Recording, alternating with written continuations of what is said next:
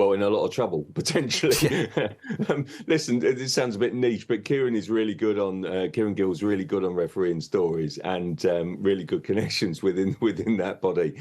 And look, you know, the Pigeon Rail last night were saying that we've listened to this audio. We are very confident in our man, in Tierney.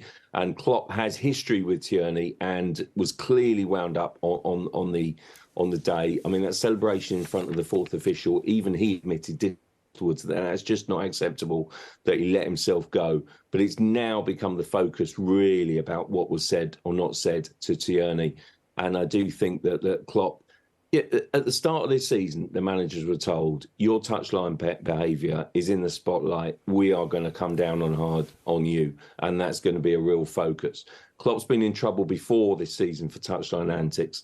And I do think the FA, and this is part of the story, that basically if they do bring a charge, and I'm sure they will, to be honest, because they have to investigate it further, then really it could be a lengthy ban. Listen, they have to set an example. The top flight managers, and at the moment they are not doing that. And Jurgen Klopp is one of the most high profile, one of the most respected, frankly, one of the most brilliant managers as well. But sometimes he lets his temper run away with him. And he's such a good football manager. He's such a good coach.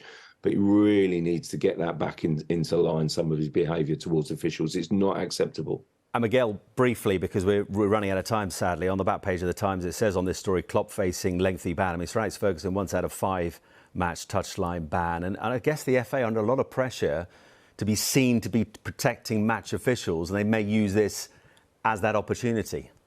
Yeah, that caught my eye in Ziegler's piece in the Time as well.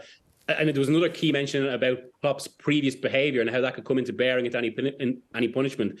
So we could well see, Klopp could be watching the rest of the season, even if it is only 5 or 6 games from the stands rather than the touchline.